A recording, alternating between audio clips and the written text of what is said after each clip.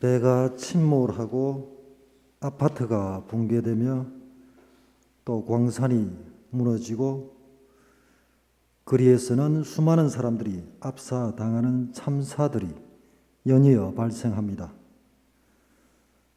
또 지구 반대편에서는 해수면이 높아져 바닷물이 마을을 덮칩니다.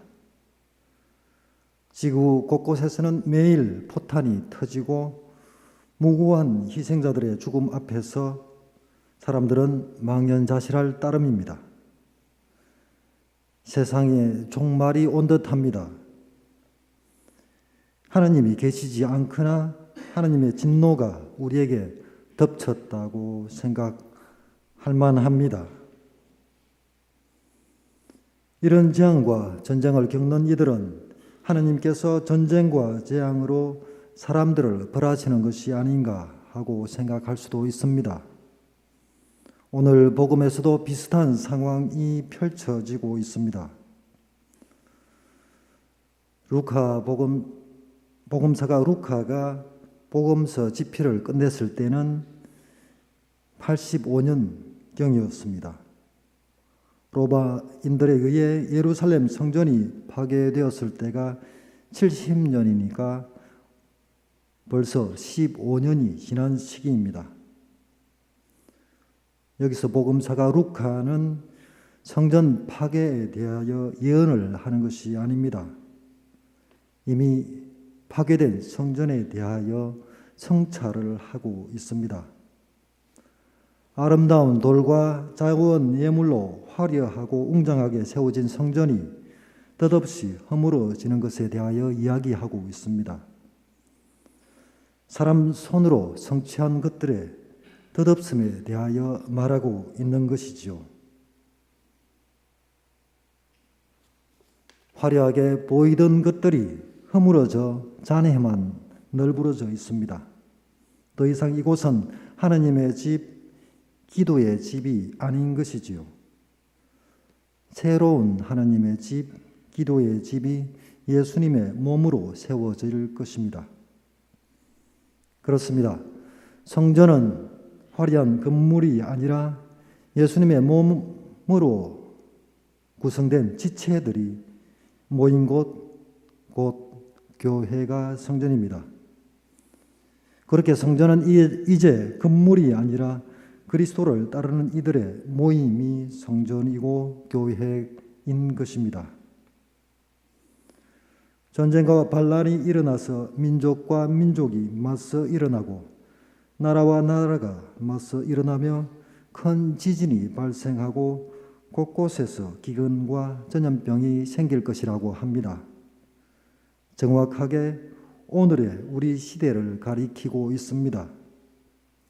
이런 급박한 상황에서 우리는 어떻게 해야 할까요? 예수님께서 말씀하십니다. 속는 일이 없도록 조심하여라. 이 모든 재앙과 재해는 사람들의 죄와 폭력의 결과물입니다. 하나님께서는 폭력을 결코 행사하지 않으십니다. 다만 우리에게는 이런 일이 일어나는 때가 정언할 기회가 될 것이라고 예수님께서 말씀하십니다. 그렇다면 우리는 어떻게 정언해야 할까요? 모든 사람에게서 미움을 받는 것은 당연하고 때로는 죽임을 당하기도 할 것이라고 합니다.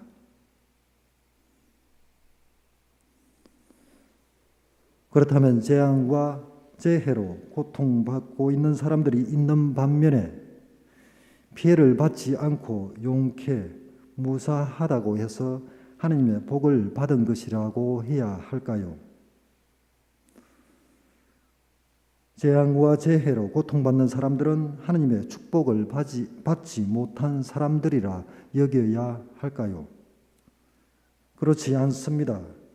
하나님께서는 가난한 이들, 고통받는 이들에게 우선적으로 자비를 베푸시는 분이십니다. 고통받는 인간에게 인간의 모습으로 우리와 함께 하시는 하나님이십니다. 고통받는 이들에게 적극적으로 다가가서 도움의 손길을 펼쳐야 하는 이유가 여기에 있습니다. 예수님께서는 우리가 한 걸음 더 나아가도록 재촉하십니다. 신앙이 더욱 굳건해지기를 바라고 계십니다. 회당과 과목에 넘겨지고 관리들 앞에 끌려가서는 박해와 순환과 고통을 당하는 시기가 올 것이라고 합니다. 부모와 형제와 친척과 친구들까지 나아가 믿고 의지했던 사람들에게서 배신을 당할 때 그때가 정언할 기회라고 합니다. 인생의 어려움이 닥칠 때가 우리의 신앙이 더욱 굳건해지는 시기이기도 합니다. 뿌리 깊은 나무는 폭풍 우 속에서도 굳건히 버티며 뿌리가 뽑히지 않습니다. 썩은 가지가 잘려나가는 자연스러운 가지치기의 시기가 도래한 셈이죠. 구름이 그치고 해가 솟으면 나무는 가지 사이마다 햇살을 골고루 받아 더욱 싱싱하게 자라날 것입니다.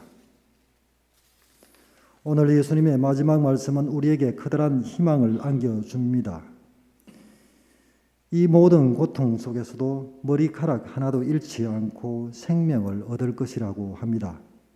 다만 인내하라고 하십니다. 바오로 사도는 제1독서에서 이 인내를 다른 말로 표현합니다. 수고와 고생을 하며 밤낮으로 일하라고 하십니다. 평화와 안녕이 하나님의 축복이듯이 가난과 고통도 하나님의 축복입니다.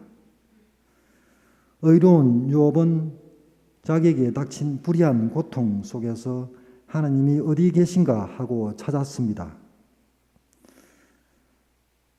고통 속에서도 언제나 함께 하시는 하나님을 만나 배웠습니다. 우리가 고통받을 때 그 고통의 원인을 하나님에게로 돌리고 나를 고통 속에 방치하시는 하나님을 더 이상 신뢰하지 못하여 멀리 떠나게 될 수도 있습니다.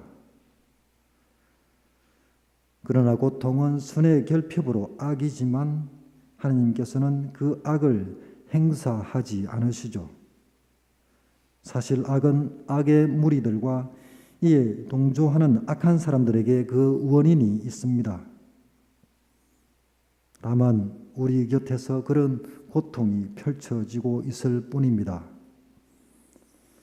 이제 고통이 나에게 닥쳐온다면 어떻게 해야 할까요? 하느님께서 이제 나에게도 정언의 기회를 주시는 것으로 생각합시다. 무죄한 이가 십자가에서 처참한 죽음을 당한 것처럼 이제 나도 우리도 그분의 고통에 동참할 수 있게 된 것입니다. 불의에 담대하게 맞서고 폭력과 세상의 권력 앞에서도 움츠려 들지 않는 정거자가 되어야 한다는 것이지요. 그러니 하느님께 감사해야 할 일입니다. 오늘도 하느님께서는 말씀으로 우리를 깨우치시고 주님의 거룩한 살과 피로 우리를 살찌우십니다. 그렇게 그리스도의 말씀과 피와 살은 우리를 그리스도가 되게 만듭니다. 아멘.